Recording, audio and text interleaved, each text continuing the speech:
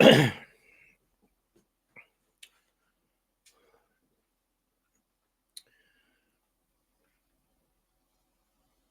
I was going to take a little bit of a break between recording sessions here, but last night I got to thinking about the Lord's Supper, and I was like, okay, that sounds like a good topic for a segment. Maybe we'll do it sometime next week.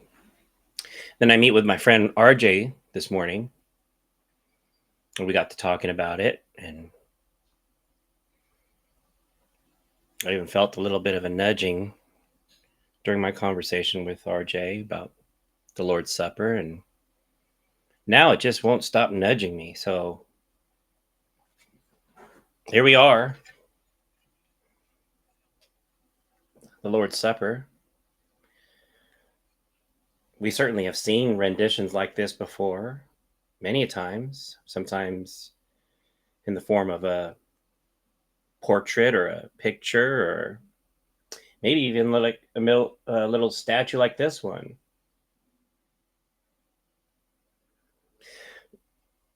I wonder if details matter, right? I mean, not too many people will actually look into this to come to find out that experts believe that the table wasn't straight like this. It was actually would have been in a U shape. And then all the disciples would have been laying on their left elbow facing the food, while their lower half was twisted and turned outward, so that the dirtiest part of their body, which was their feet, they walked with sandals. They came in typically with dirt they had picked up along the way. Anyways, the feet were pointed outward, so upper body pointed inward, lower body twisted, and then their feet furthest away from the food. I'll tell you what's nudging me is there was a lot going on this night. But I wonder how many people have come to realize that before Jesus picked up a cross, he picked up a towel. Before Jesus picked up his cross, which was really our cross on our behalf, Jesus first picked up a towel. I'll come back to that. You know, when we take a closer look at what really happened at the Lord's Supper, you know, I think most of us picture um, the Lord's Supper as a quiet, peaceful dinner, everyone calm, hands folded, halo shining. But the reality is when you look closer, that night wasn't calm at all. It was really messy. Not the table, the circumstance, the people, the pride. It was a very messy, emotional, but real setting. It was filled with tension and confusion. A lot of people missed that. And yet, it also had a love that was so deep that it washed over the pride and fear and even betrayal. All of this was going on in the same room. So I thought, why put it off? Talking to the buddy of mine. Why put it off? Maybe let's walk through this together. What really happened that night? From the planning to the meal to what came after. And maybe along the way we'll just see not just what Jesus did, but why he did it that way. Let me ask you something. If you knew that you had one night left on the earth, one night, what would you choose to say? What would you choose to do? What would you choose to show? Because that's exactly what Jesus did here. Before anything else, Jesus sends two of his disciples, Peter and John, and he sent them to prepare the Passover meal.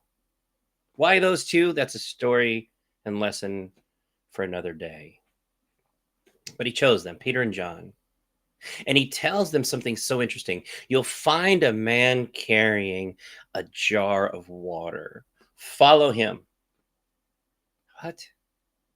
It's in the Bible for a reason. Nothing is without some sort of purpose. You'll find a man carrying a jar of water. Follow him. Now, that might sound small, right? But it wasn't. You see, at that time, in that culture, in that setting, men didn't usually carry the water jars. They just didn't do it. That was like the women's responsibility. That was women's work considered at that time. So this was something out of place. This was divinely arranged. In other words, Jesus was showing them, I've already set this up. The table is ready. The details I've already handled way ahead of time. You know what? Sometimes I think that we think God's waiting for us to get everything together before he invites us. But the reality is he was already ahead of us. He's already gone ahead of us.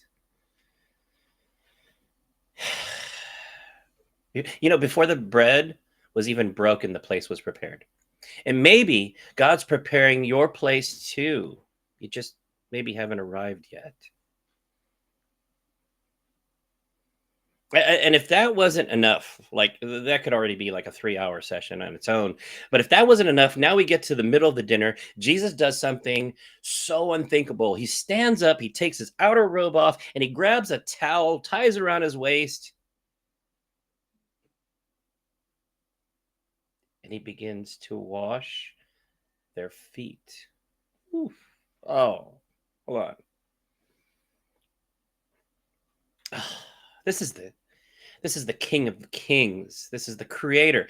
Here he is now kneeling before his creation. You know who else is in here? Judas. Yep, his feet too. His feet too. Even Judas. And when he gets to Peter, Peter's he's just uncomfortable. You can hear it in the words he chose to say. Lord, you'll never wash my feet. So uncomfortable. Oh no, you're the man. You're the guy. You're the center of focus. Why we're here. You're the one we're following. You'll never wash my feet. Listen to Jesus's response. It just you got to hear and just meditate on these words the way he responds to Peter, because I believe he's responding in the same nature to some of you. Unless I wash your feet, you have no part with me. Oh,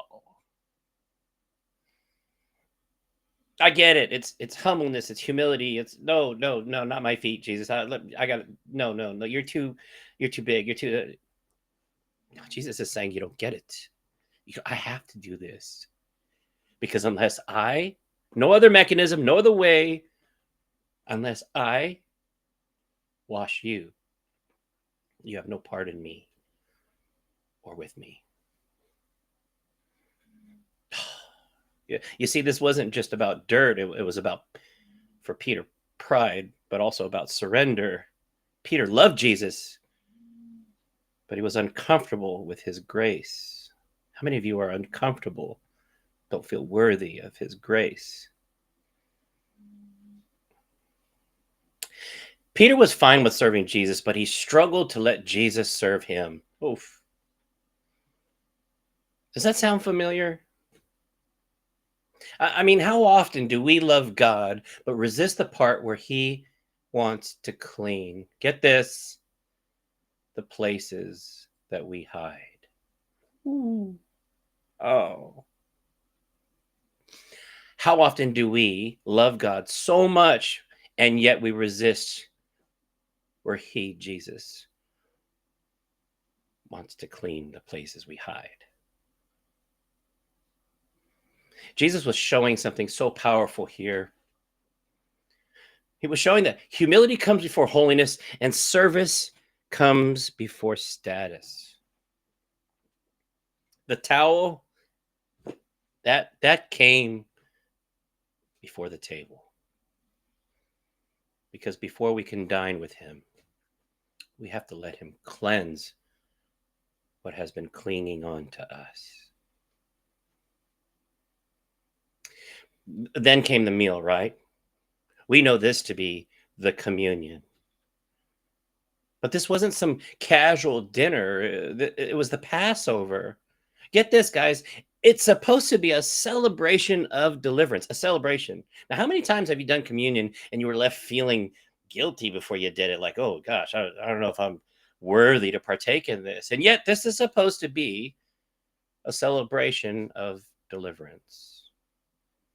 Everything on that table had a meaning. The lamb represented sacrifice, the bread represented sustenance, and the wine, don't miss this, the wine represented his blood of the bringing in of the new covenant.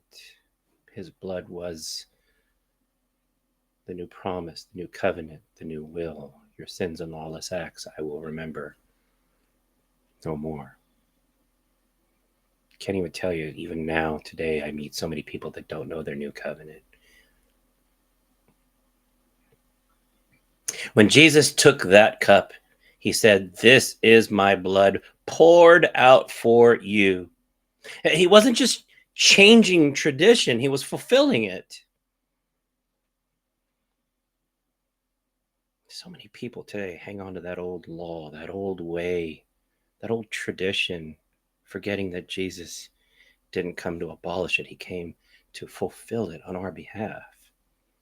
The disciples were eating symbols of freedom, while all the while the true deliverer was right there, sitting right in front of them, had just cleansed their feet.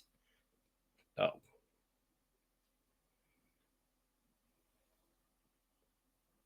And when he said, "Do this in remembrance of me," he wasn't saying, "This, think about me once in a while." He was saying, every time you come to this table, you step back into my grace. You know why that's true? Because communion isn't about remembering his death. It's about reliving his love. Now, for some of you, that's a lot of new stuff. For others of you, you're like, oh, I knew all that already. Here's the part then that often gets overlooked. Right after that sacred meal, the disciples started arguing. What? Yeah, we don't talk about that, right? When we talk about the Lord's Supper, right after that sacred meal with Jesus present, after everything he's already explained and done, the disciples started arguing. Guess what they were arguing about? Who among them was the greatest? After the towel, after the bread, after the cup, they still didn't get it. And Jesus, as patient as ever, he looks at them and he says, "The greatest among you should be like the youngest, and the one who rules like the one who serves." The greatest among you should be like the youngest, and the one who rules like the one who serves. Jesus wasn't angry. He was teaching. He was showing them that even oh, don't miss this. After holy moments, pride can still whisper. Remember the last episode talking about the whisper? It's too much. You can't handle it. Maybe there's another way. Another whisper causes doubt. Jesus was showing them that even after holy moments, pride can still whisper. And maybe that's true for us too. It amazes me. We can leave church full of peace 1 minute, and then 5 minutes later, we're arguing about control, recognition, or who's right. Not Jesus. He stayed at the table, not to shame them, but to shape them. Ooh.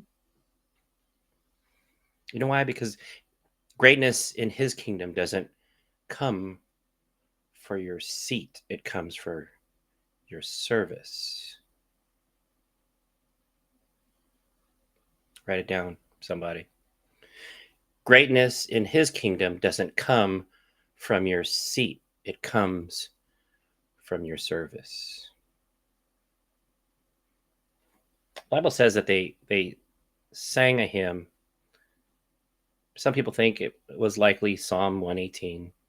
The stone the builders rejected, that's Jesus, has become the cornerstone. Could be, maybe. But after that, they went out to the Mount of Olives, right? That's in the garden. And get this, here is what was on Jesus's mind. He states it in a prayer. Not my will, but yours be done. Do you guys see the progression here? At the table, he gave the promise. At the basin, when he was washing their feet, he gave the example. And in the garden, he gave his will. That's the full picture of love, guys. That really is the full picture of love. Humility, sacrifice, surrender. Darn it. Humility, sacrifice, and surrender. And that's what Christianity is supposed to be, you would think. I see so much these days. It's like we've turned Christianity into a system of rules, routines, and reputation. But that night, Jesus showed us that it was about relationship, repentance, and renewal. Do not conform to the ways of the world, but be transformed by the renewing of your mind. He didn't say, do this to look holy. He said, do this to remember me. That's not a ritual, people. That's a relationship. So let's maybe set the record straight here. Faith isn't about appearing strong. It's about admitting where you need to be washed. Communion isn't a performance. It's a moment to realign with grace. Greatness, you know the subject about greatness? Yeah, that's not found on a platform or a pulpit. It's found in a towel.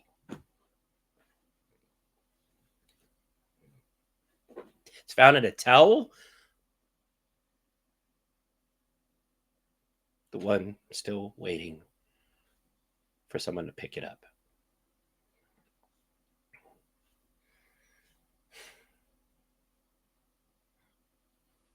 If the last thing Jesus did before going to the cross was to serve, to forgive, and to love, then maybe that's what he wants from us too. The towel, the table, the truth, they're all connected. Here's a challenge for me and you, if you're so moved. Don't fight for a seat at the table. Look for a towel to pick up. Ooh. Don't fight for a seat at the table. Look for a towel to pick up. You know, I was talking to RJ, my friend, and I was like, you know, one of the people that was most instrumental in writing the New Testament, wrote the majority of the New Testament, was the Apostle Paul. You know who wasn't here? The Apostle Paul. Don't fight for a chair at the table. look for a towel to pick up. You know why? Because before bread was broken, the pride had to be washed away. And if we could just remember that, if we could just remember that, then maybe, just maybe, we'll stop just taking communion. And maybe we'll just start living it.